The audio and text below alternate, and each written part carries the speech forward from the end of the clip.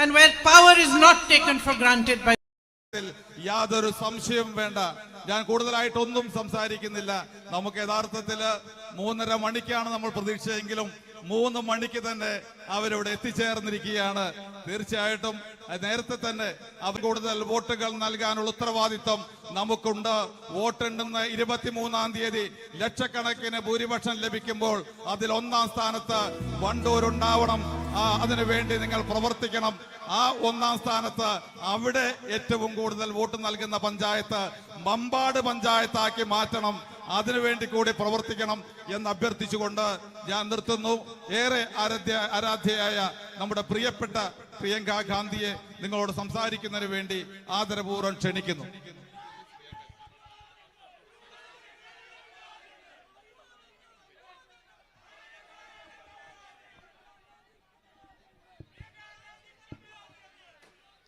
My dear sisters and brothers,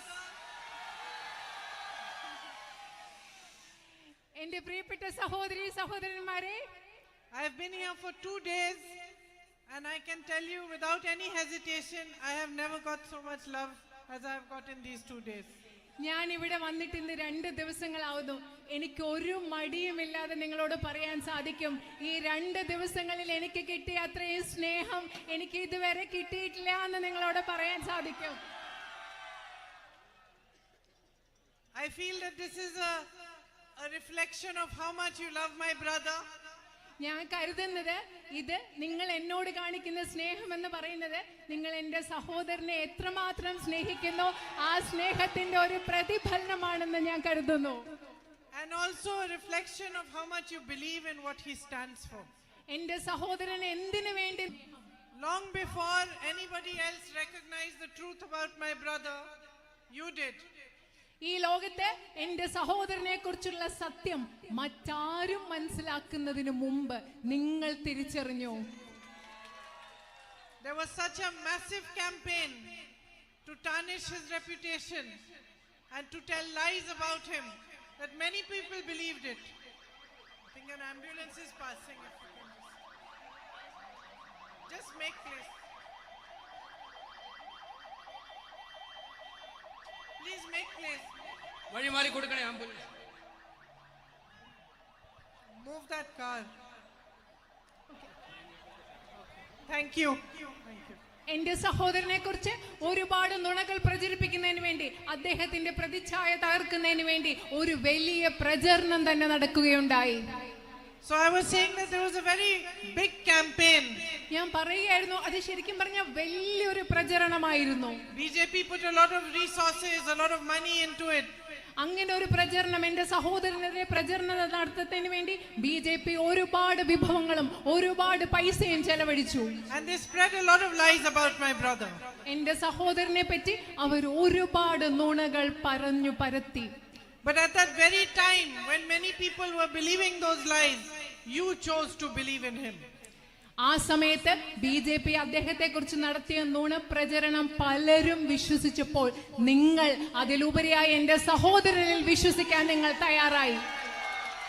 You stood by him and you gave him the courage and the strength to keep standing for what he believed in and to keep fighting for the truth. നിങ്ങൾ അദ്ദേഹത്തിൽ വിശ്വസിച്ചു, നിങ്ങൾ അദ്ദേഹത്തിന് സ്നേഹം നൽകി, അദ്ദേഹം എന്തിൽ വിശ്വസിച്ചു അതിനു വേണ്ടി പോരാടാനുള്ള ധൈര്യവും കരുത്തും നിങ്ങൾ അദ്ദേഹത്തിന് നൽകി. He walked for 4,000 kilometers across India from Kanyakumari to Kashmir, and in every step that he walked there was your step along with his. അദ്ദേഹം കന്യാകുമാരിയിൽ നിന്ന് കശ്മീർ വരെ 4000 കിലോമീറ്റർ അദ്ദേഹം നടന്നു. അദ്ദേഹം വെച്ച ഓരോ ചുവടിലും അദ്ദേഹത്തിനൊപ്പം നിങ്ങളുടെ ഓരോരുത്തരുടെയും ചുവടുകൾ ഉണ്ടായിരുന്നു. Since the beginning of truth has fought a very difficult battle. നിങ്ങൾക്കറിയാം, മനുഷ്യരാശിയുടെ തുടക്കം മുതൽ തന്നെ ആരാണോ സത്യത്തിന് വേണ്ടി പോരാടിയത്, ആരാണോ വലിയ വലിയ ശക്തികൾക്കെതിരെ പോരാടിയത്, അവർ വളരെയധികം ബുദ്ധിമുട്ടുകളിലൂടെയാണ് കടന്നുപോയിട്ടുള്ളത്. I am proud and deeply honored to be the UDF candidate from Wayanad today. ഇന്ന് വയനാട്ടിലെ ഐക്യ ജനാധിപത്യ മുന്നണി സ്ഥാനാർത്ഥിയായി നിങ്ങളുടെ മുൻപിൽ നിൽക്കുമ്പോൾ എനിക്ക് അഭിമാനമുണ്ട്. അത് മാത്രമല്ല, എനിക്ക് വളരെയധികം വലിയ ആദരമായി ഞാൻ അതിനെ കണക്കാക്കുന്നു.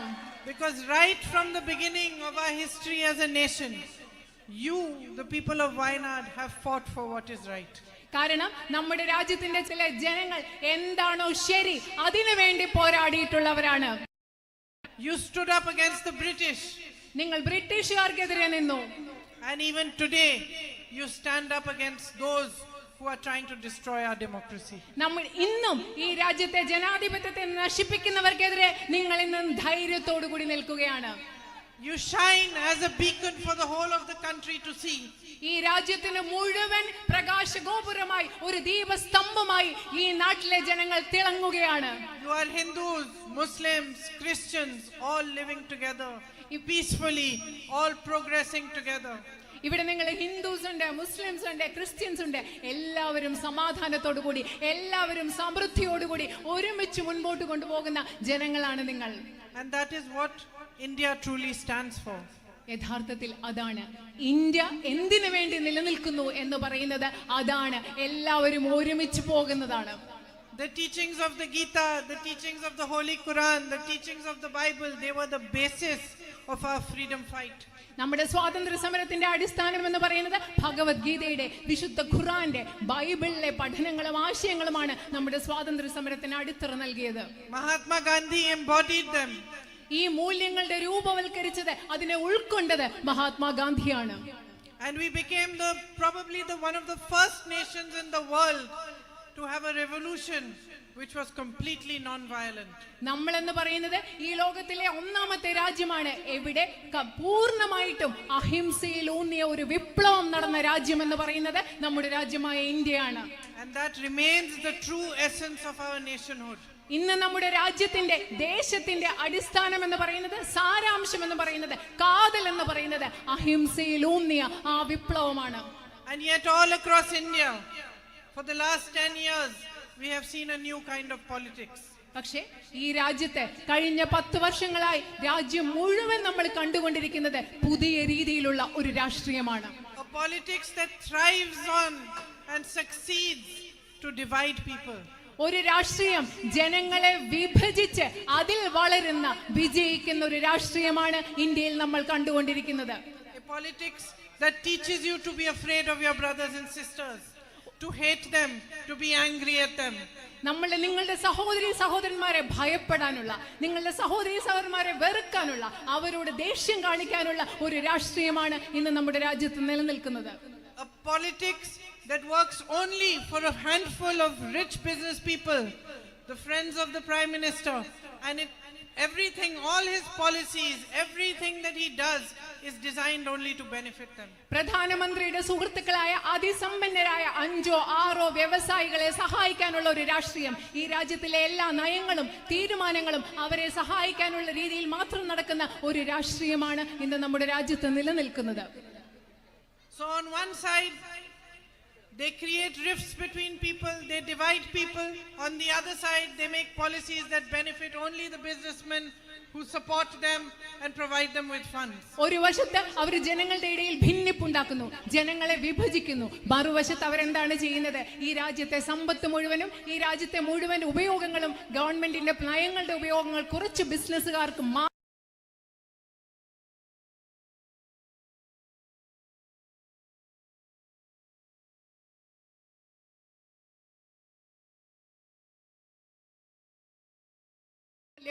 All the contracts for roads are given to them. റോഡുകൾ നിർമ്മിക്കാനുള്ള എല്ലാ കരാറുകളും അവർക്കാണ് നൽകുന്നത്. The subsidiaries of the PSUs that used to provide jobs for you, those have been handed to them. പൊതുമേഖലാ സ്ഥാപനങ്ങളുടെ അനുബന്ധ സ്ഥാപനങ്ങൾ, നിങ്ങൾക്ക് അവിടെ ജോലി ലഭിച്ചിരുന്നു, ആ സ്ഥാപനങ്ങളും ഈ പ്രധാനമന്ത്രിയുടെ സുഹൃത്തുക്കളായ വ്യവസായികൾക്ക് നൽകുകയാണ്. So what rightfully belongs to you is being taken away from you. നിങ്ങൾക്ക് ന്യായമായി, ഈ രാജ്യത്തെ ജനങ്ങൾക്ക് ന്യായമായി അവകാശപ്പെട്ടതെല്ലാം നിങ്ങളുടെ കൈകളിൽ നിന്ന് എടുത്തു മാറ്റപ്പെടുകയാണ്. And at the same time, divisiveness is being spread. അതേ സമയം തന്നെ രാജ്യത്ത് വിഭാഗീയത പടർത്തിക്കൊണ്ടിരിക്കുകയാണ്. And let me tell you, I have watched politics for all my life. ഞാൻ നിങ്ങളോട് ഒരു കാര്യം പറയട്ടെ, എൻ്റെ ജീവിതകാലം മുഴുവൻ ഞാൻ രാഷ്ട്രീയം നിരീക്ഷിച്ചു വന്ന ഒരാളാണ്. This kind of hatred that the BJP tries to spread amongst brothers and sisters, this kind of anger, this kind of fear, it never benefits the common man. ഞാനൊരു കാര്യം പറയട്ടെ, BJP രാജ്യത്ത് ജനങ്ങളുടെ ഇടയിൽ ഇന്ന് പ്രചരിപ്പിച്ചുകൊണ്ടിരുന്ന വർദ്ധിപ്പിച്ചുകൊണ്ടിരിക്കുന്ന വിഭാഗീയത, ദ്വേഷം, വിദ്വേഷം, ഭയം, ഇതൊരിക്കലും സാധാരണ മനുഷ്യരെ സഹായിക്കുന്ന ഒന്നല്ല. It only benefits those who are in power because of they are spreading these kind of policies. ഇങ്ങനത്തെ നയങ്ങൾ ഇവർ BJP ഗവൺമെന്റ് പ്രചരിപ്പിക്കുന്നത് കൊണ്ട് ഇത് സഹായിക്കുന്നത് അധികാരത്തിലിരിക്കുന്ന ആളുകളെ മാത്രമാണ്, സാധാരണക്കാരെ അല്ല. Harm only comes to the public and the people. ഇതിന്റെ ഫലമായിട്ട് സാധാരണക്കാരായ ജനങ്ങൾക്ക് ഉപദ്രവം മാത്രമാണ് ഉണ്ടാകുന്നത്. At times of elections, at times when new governments are to be elected, real issues are not discussed. തെരഞ്ഞെടുപ്പിന്റെ സമയത്ത്, പുതിയ ഗവൺമെന്റുകളെ തെരഞ്ഞെടുക്കുന്ന സമയത്ത് ജനങ്ങളെ ബാധിക്കുന്ന യഥാർത്ഥ പ്രശ്നങ്ങളെ പറ്റി ഇവിടെ ചർച്ച ചെയ്യുന്നതേയില്ല. Emotional issues are created to spread more hatred and anger. ജനങ്ങളുടെ ഇടയിൽ കൂടുതൽ വിദ്വേഷവും ദ്വേഷവും ദേഷ്യവും പരത്തുന്നതിന് വേണ്ടി വൈകാരികമായ പ്രശ്നങ്ങളാണ് ഈ രാജ്യത്തുണ്ടാക്കിയെടുക്കുന്നത്. So that the politics of the BJP can benefit from it. അതുകൊണ്ട് രാജ്യത്ത് വൈകാരിക പ്രശ്നങ്ങൾ ഉണ്ടാക്കി BJPയുടെ രാഷ്ട്രീയത്തിന് അതിൽ നിന്ന് ഉപയോഗം ഉണ്ടാകുന്നതിന് വേണ്ടി അത്തരം ഒരു രാഷ്ട്രീയമാണ് ഇവിടെ നടക്കുന്നത്. So what about the real issues? അപ്പൊ എന്താണ് ജനങ്ങളുടെ യഥാർത്ഥ പ്രശ്നങ്ങൾ? അതിനെക്കുറിച്ച് എന്താണ് പറയേണ്ടത്? What about all the young people here, educated girls and boys who cannot find jobs? ഇവിടെയുള്ള വിദ്യാസമ്പന്നരായ പെൺകുട്ടികളും ആൺകുട്ടികളും ജോലി ലഭ്യമല്ലാത്ത, ജോലി കിട്ടാത്ത അവരെ കുറിച്ച് എന്താണ് പറയേണ്ടത്? What about all these small businesses, all these shops I see over here? ഇവിടെ കാണുന്ന ചെറിയ ചെറിയ കടകൾ, ചെറിയ ചെറിയ വ്യാപാര സ്ഥാപനങ്ങൾ, കടകൾ, അതിനെ കുറിച്ച് എന്താണ് പറയേണ്ടത്? Who are crumbling under the weight of policies like demonetization, GST. Note നിരോധനം, ചരക്ക് സേവന നികുതി തുടങ്ങിയ തീരുമാനങ്ങളിലൂടെ വളരെയധികം ബുദ്ധിമുട്ട് അനുഭവിക്കുന്ന ഈ ചെറിയ ചെറിയ കച്ചവടക്കാരെ കുറിച്ച് എന്താണ് പറയേണ്ടത്? Who never got any support during the entire time of COVID. കോവിഡിന്റെ സമയത്ത് യാതൊരു പിന്തുണയും കിട്ടാത്ത ഇവരെ കുറിച്ച് എന്താണ് പറയേണ്ടത്? While governments around the world were trying to support small businesses to keep them going during that difficult period. ആ വലിയ ബുദ്ധിമുട്ടുള്ള സമയത്ത് ലോകമെമ്പാടുമുള്ള ഗവൺമെന്റുകൾ ചെറിയ ചെറിയ കച്ചവടക്കാരെയും വ്യാപാര സ്ഥാപനങ്ങളെയും അവരെ സംരക്ഷിക്കാൻ ശ്രമിച്ചുകൊണ്ടിരുന്നപ്പോൾ, പിന്തുണയ്ക്കാൻ ശ്രമിച്ചുകൊണ്ടിരുന്നപ്പോൾ നമുക്ക് എന്താണ്, നിങ്ങൾക്ക് എന്താണ് കിട്ടിയത്? Instead of doing that, our Prime Minister was telling you to bang on thalis to make COVID go away.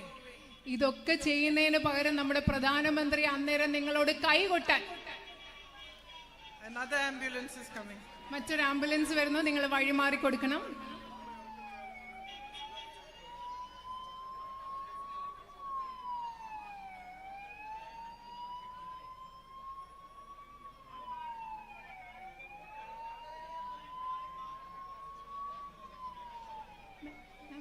So what happens to these real issues? നേരത്തെ പറഞ്ഞുകൊണ്ടിരുന്നത് പ്രധാനമന്ത്രി കോവിഡ് സമയത്ത് ചെറിയ കച്ചവടക്കാരെ സംരക്ഷിക്കുന്നവരെ നിങ്ങളോട് കൈകൊട്ടാൻ പറഞ്ഞുകൊണ്ടിരിക്കുകയാണ് ചെയ്തത്. അതുകൊണ്ട് ഇപ്പൊ നമ്മൾ ചോദിക്കുന്ന ചോദ്യം, ഇത് യഥാർത്ഥ പ്രശ്നങ്ങൾക്ക് എന്താണ് സംഭവിക്കുന്നത്? Here in Wayanad, you're primarily an agricultural community. ഇവിടെ നിങ്ങൾ പ്രധാനമായിട്ട് ഒരു കാർഷിക സമൂഹമാണ്. Instead of helping you, instead of giving a push to agriculture, you find that the public discussion is about things that have nothing to do with it. പക്ഷെ കൃഷിയെ സഹായിക്കുന്നതിനപ്പുറം, കൃഷിക്ക് പിന്തുണ നൽകുന്നതിന് പകരം നിങ്ങൾക്ക് കാണാം ഇവിടെ ചർച്ചകൾ നടത്തുന്നത് നിങ്ങളെ ബാധിക്കാത്ത പ്രശ്നങ്ങളെ പറ്റിയാണ് ഇവിടെ ചർച്ചകൾ നടക്കുന്നത്. And in the north of India, when lakhs of farmers come protesting up to Delhi, the Prime Minister doesn't even have 2 minutes time to listen to their problems. അത് മാത്രമല്ല, രാജ്യത്തിന്റെ വടക്കു ഭാഗത്ത് ലക്ഷക്കണക്കിന് കർഷകർ ഡൽഹിയിലേക്ക് പ്രതിഷേധ മാർച്ചുമായി വന്നപ്പോൾ പ്രധാനമന്ത്രിക്ക് അവരോട് സംസാരിക്കാൻ 2 മിനിറ്റ് പോലും ഇല്ലായിരുന്നു. They come during elections, they promise you MSP on your crops over here, even on rubber, but you don't see that.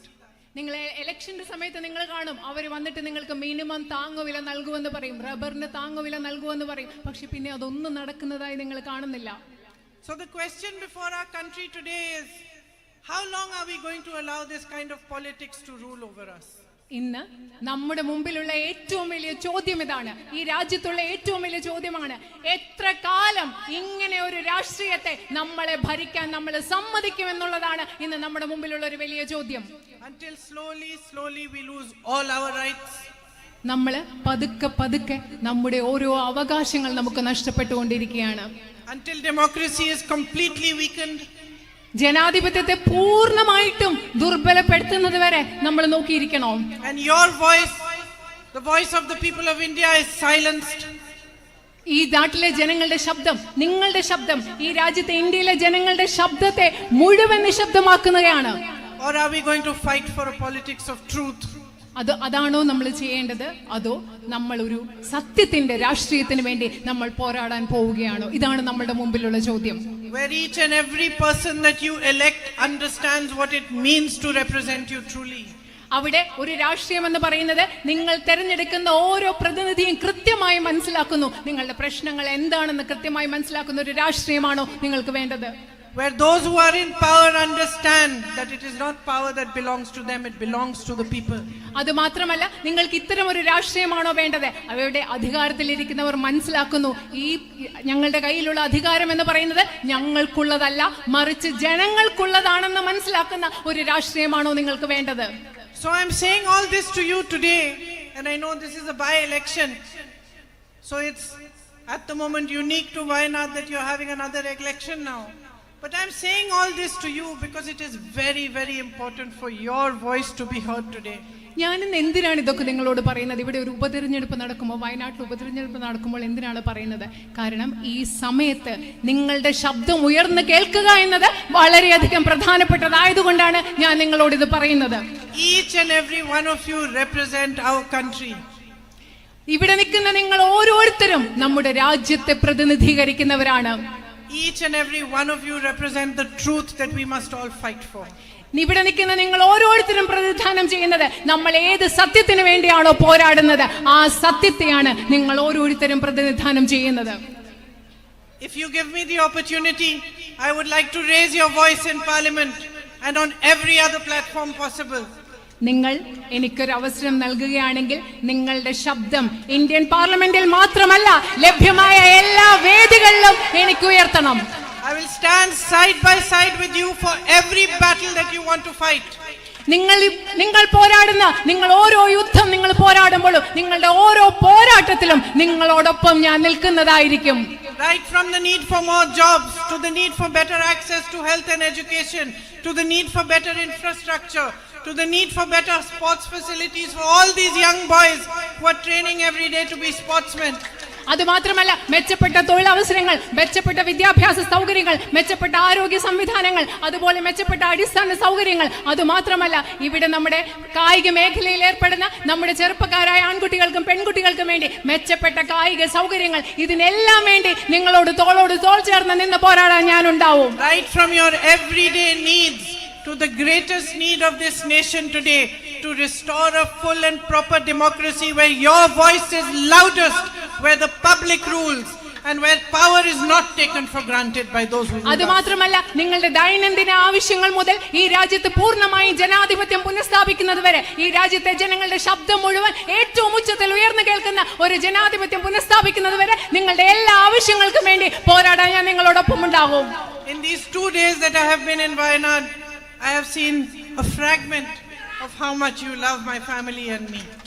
ഈ 2 ദിവസം വയനാട്ടിലുണ്ടായിരുന്ന ഈ 2 ദിവസം കൊണ്ട് നിങ്ങൾ എന്നെയും എൻ്റെ കുടുംബത്തെയും എത്രമാത്രം സ്നേഹിക്കുന്നു, അതിൻ്റെ ഒരു ചെറിയ ഭാഗം, ഒരു ചെറിയ അംശം മാത്രമേ എനിക്ക് കാണാൻ സാധിച്ചിട്ടുള്ളൂ. And that fragment has been enough to overwhelm me. ആ ചെറിയ അംശം, നിങ്ങളുടെ സ്നേഹത്തിന്റെ, വലിയ സ്നേഹത്തിന്റെ ഒരു ചെറിയ ഭാഗം തന്നെ അത്യധികമായി എന്നെ കീഴ്പ്പെടുത്തി കഴിഞ്ഞിരിക്കുന്ന ഒന്നാണ്. Everywhere I go, you are waiting for me, hugging me, kissing me like your own daughter, your own sister. ഞാൻ എവിടെ പോയാലും നിങ്ങൾ എനിക്ക് വേണ്ടി കാത്തിരിക്കുകയാണ്, നിങ്ങൾ എന്നെ ആലിംഗനം ചെയ്യുകയാണ്, നിങ്ങൾ സ്വന്തം മകളെ സ്നേഹിക്കുന്ന പോലെ, സ്വന്തം സഹോദരിയെ സ്നേഹിക്കുന്ന പോലെ എനിക്ക് ഉമ്മകൾ തരികയാണ്. There is no greater honor for me than to be standing here and seeking an opportunity to represent you in Parliament. നിങ്ങളുടെ മുൻപിൽ ഇവിടെ നിന്നുകൊണ്ട് നിങ്ങളുടെ മുൻപിൽ നിങ്ങളെ പാർലമെന്റിൽ പ്രതിനിധീകരിക്കാനുള്ള ഒരു അവസരം നിങ്ങളോട് ആവശ്യപ്പെടുന്നത് പോലെ, ഇതുപോലെ ഇതിലും മികച്ച ഒരു ആദരം എനിക്ക് കിട്ടാനില്ല എന്ന് ഞാൻ നിങ്ങളോട് പറയുകയാണ്. And from my heart I want to thank you for giving me this opportunity, and I want to thank you for all the love you have given me. എൻ്റെ ഹൃദയത്തിന്റെ ആഴങ്ങളിൽ നിന്നും നിങ്ങൾ എനിക്ക് നൽകിയ അവസരത്തിന് നിങ്ങളോട് നന്ദി പറയാൻ ആഗ്രഹിക്കുന്നു. അതുപോലെ നിങ്ങൾ നൽകുന്ന എല്ലാ സ്നേഹത്തിനും ഞാൻ നിങ്ങളോട് നന്ദി പറയാൻ ആഗ്രഹിക്കുന്നു. I will not disappoint you and I will not let you down. That is my promise to you. നിങ്ങളോട് എനിക്ക് നൽകാനുള്ള വാഗ്ദാനം ഇതാണ്, ഞാൻ ഒരിക്കലും നിങ്ങളെ നിരാശപ്പെടുത്തില്ല എന്ന വാഗ്ദാനമാണ് ഞാൻ നിങ്ങൾക്ക് നൽകുന്നത്. Thank you for being here and for waiting for me. I know it's very hot and you must be having many other things to do today. I'll see you again soon. നിങ്ങൾ ഈ ചൂടത്ത്, എനിക്കറിയാം വലിയ ചൂടത്ത് നിങ്ങൾക്ക് ഒരുപാട് കാര്യങ്ങൾ ചെയ്യാനുണ്ടാവും, എന്നിട്ട് നിങ്ങൾ ഇവിടെ വന്നു എന്നെ കാത്തു നിന്നു. അതിന് നിങ്ങൾക്ക് പ്രത്യേകം നന്ദി. നിങ്ങളെ വളരെ വേഗം നമുക്ക് വീണ്ടും കാണാം. നന്ദി, നന്ദി.